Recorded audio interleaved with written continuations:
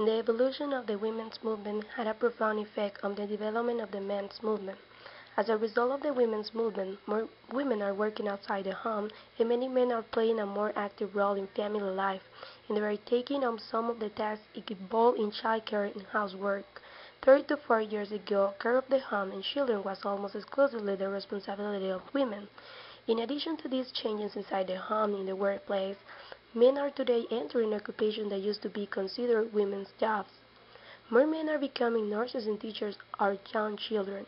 Other men are finding that they have more female colleagues and bosses at work than ever before, and they are having to adapt to women's styles of communication and management, which can differ considerably from those of men. At work as well as at home, many men today in the USA have to play very different roles than their fathers did. As a result, they are joining with other men in the men's movement, or they are reading books such as Robert Bly's Iron John to try to understand and cope with the roles expected of men in today's world. So, some of the reasons for the men's movement can be attributed to three things. First one, the changing roles brought about by the women's movement. Second, the Industrial Revolution. And third one, men's desire to understand and affirm the concept of manhood. Exactly what forms does the men's movement take, and what do men in the men's movement hope to achieve by being active in the movement? To begin with, the men's movement has not a unified, monolithic philosophy. Although there are a number of unifying themes, there are also some interesting differences between the basic groups associated with the men's movement. Several writers who write about the men's movement have identified four basic groups of men active in the movement. The first group is labeled the male feminists, and these men work for women's rights and equality between the sexes. Some of the men in the first group are vocal about blaming other men for much of the violence against women and for the inequality that exists between men and women in relationships and in the job market.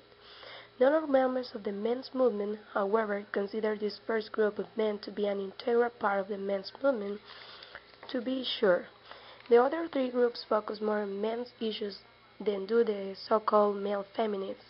The second orientation in the men's movement attracts men who join men's support groups to meet regularly and give and receive psychological support in dealing with problems created by new roles they have to play at home and at work. These men are attempting to learn to better express their feelings and emotions, and to show sensitivity without being ashamed. A third group in the men's movement consists of men who want to get back the power they feel they have lost because of the advances made by women as a result of the women's movement and feminist causes. Finally, there is an approach to the movement called the mythopoetic men's movement. The mythopoetic men's movement is often identified with Robert Bly, the poet who wrote one of the most well-known books of the men's movement, Iron John. The men involved in this aspect of the men's movement believed that men should be initiated into manhood as men were initiated when people still lived in small tribes and bands in ancient cultures. This group initiates men using mythology poetry, hence the name mythopoetic, and other rituals such as dancing to explore and affirm the value of masculinity and masculine approaches to problem solving. Men who subscribe to this viewpoint worry that too much contact with women and too little contact with other men has turned them into weakling or wimps. So the men's movement is very diverse. A man who wants to join the movement has many options of just how he will explore the questions. What does it mean to be a man in today's world? What do women think of men's movement? Just as there are many different ways for men to approach the men's movement, there are many different opinions about the value and worth of the movement. Some women, especially many feminists, do not like the men's movement. They feel it is a backlash and that is an example of how men are trying to keep women from achieving equality by forming a stronger good old boy, or male only networks, and by advocating women's return to their roles of housewife and mother rather than business partner or competitor.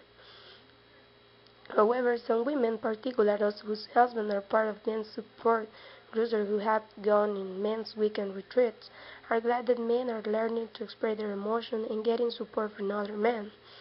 Barbara Brudman reports in an article in the Chicago Tribune that one woman she interviewed is glad that her husband has joined the men's movement because she no longer feels that she is alone in responsibility is responsible for their family's emotional well-being. She and her husband now share that role and responsibility. This lecture has been only a brief introduction to some of the issues related to the men's movement, because of many different perceptions concerning the goals and purpose of the movement. It is difficult to give a simple definition or draw a simple portrait of the movement. Perhaps it would be better to say the men's movement is like a tree with many branches and many roots. The movement is much younger than the women's movement, but in one form or in another it is beginning to have substantial impact on many men and women as they try to adapt to their changing roles in American society in the 21st century.